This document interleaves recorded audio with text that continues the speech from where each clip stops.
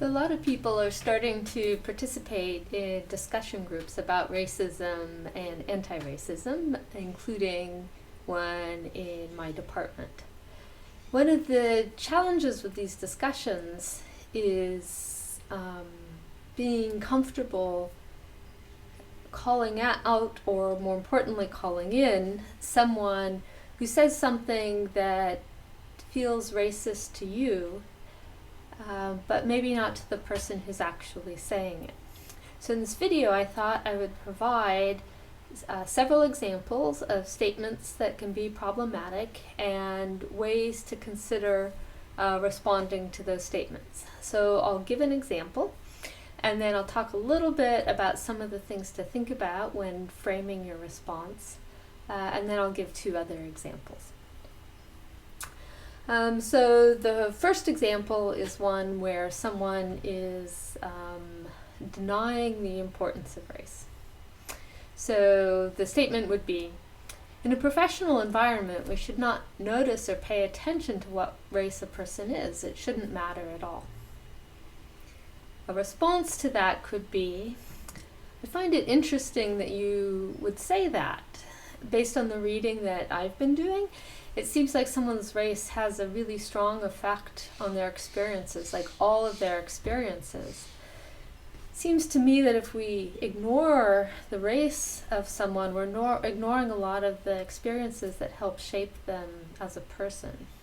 I think recognizing those experiences is really important to treating them with respect. There could be some responses in there and discussions. I'm going to provide an example.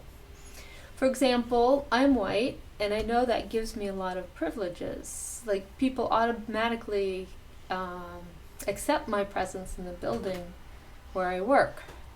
In contrast, I know that black people are often asked what they're doing in their building, and I've even asked black people if I can help them find someone or something.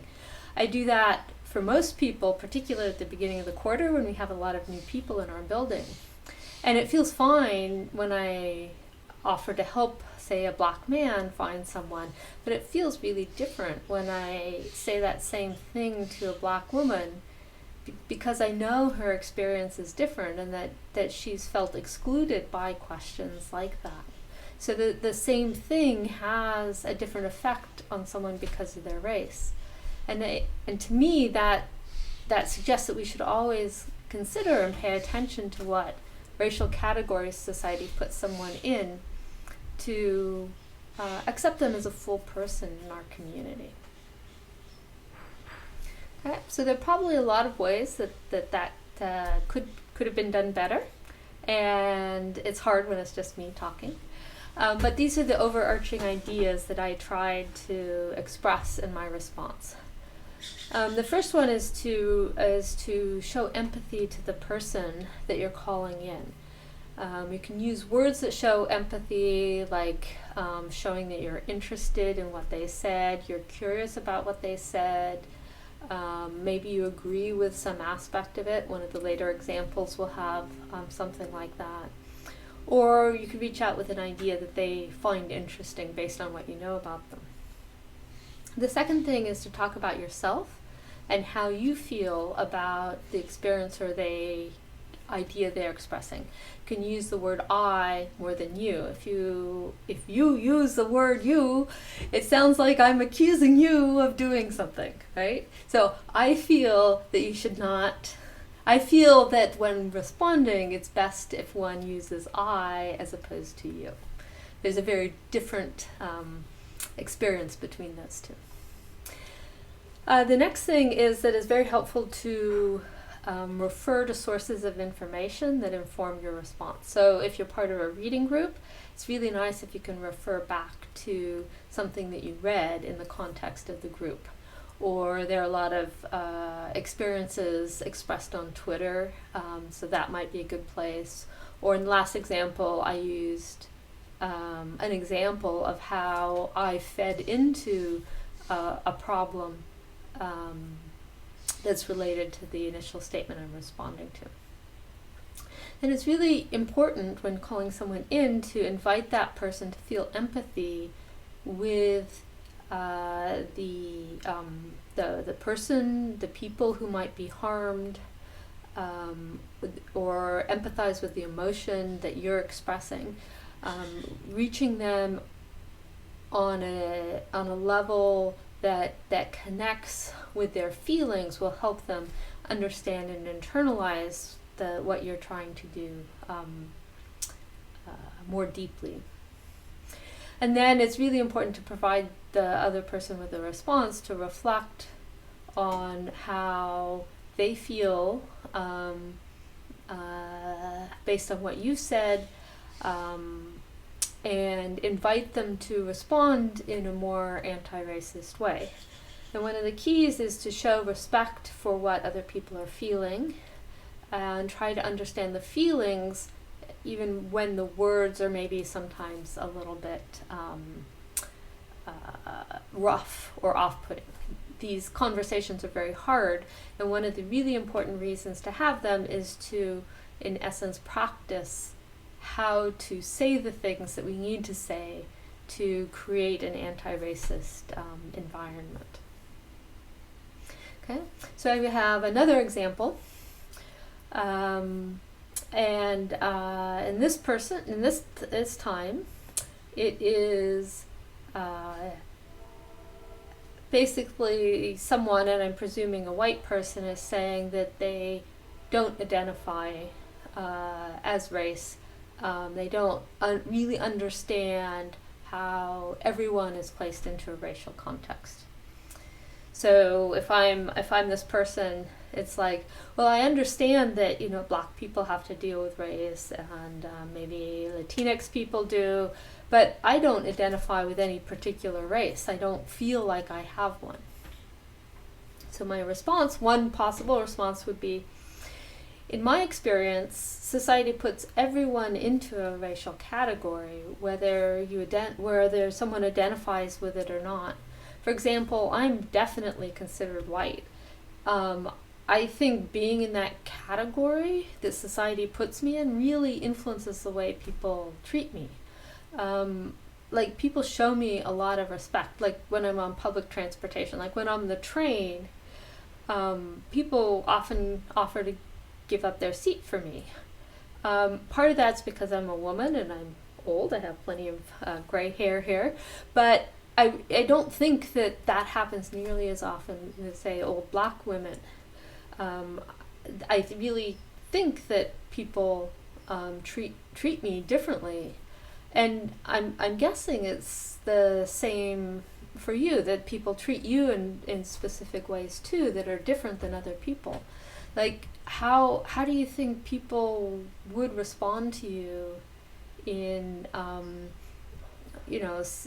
say walking down the street if you were a Black man wearing a mask rather than who you are? How might that be different? And I would tailor that response to the person who said it, and then maybe there could be some discussion about what those different responses would be. Then saying something like, I would interpret those differences as indicating that people place you into the white racial category, whether you choose to identify it or not. And that's one of the real big problems with race, is that other people get to decide what race you belong to, not what you identify as. Hopefully we can become more of a society where people get to choose how society responds to them and respects how they identify, but I really don't think we're there yet.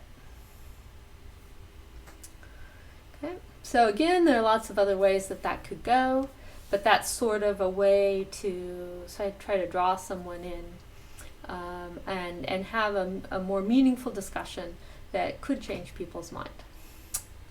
Okay, so I have one more example.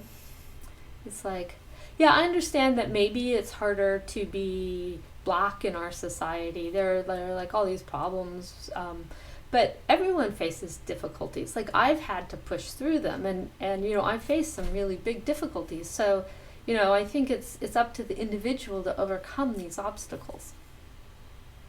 So one response would be, well, I understand, yeah, that people do go through hard times. I've had to go through some really hard times too, but I feel like for me it's different. That's because I've had to deal with my own individual problems, but I haven't had to deal with racism on top of that, right? It's like I see some of the problems that Black people face on Twitter, like you can follow the hashtag Black in the Ivory, and it's like some of those are really bad. Like when I first became a professor, I used to get mistaken for an undergrad student. They'd ask me to vote in their elections, and that really pissed me off. I was like 35, and you know, a good friend told me that I should take it as a compliment because I look young, and it's just really irritating.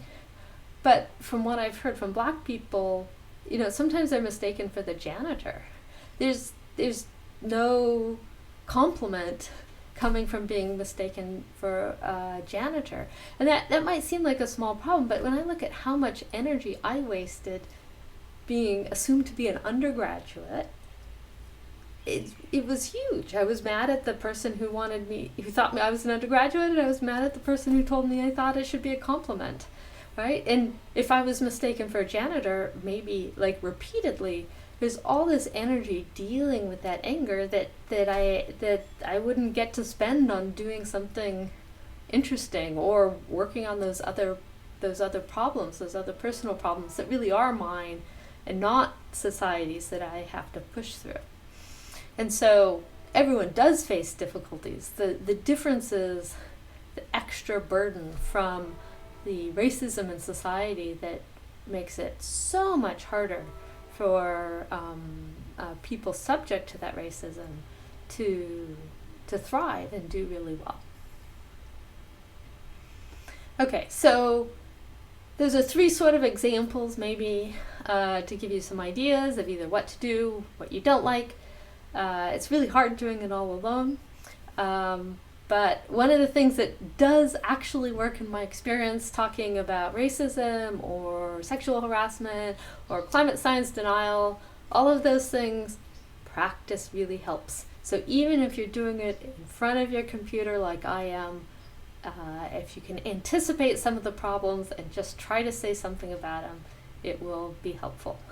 And then the key thing is always treat people with respect and try to listen to them and try to understand where they're coming from. And that's a way to really reach out to them to help them change their minds. Thanks for watching.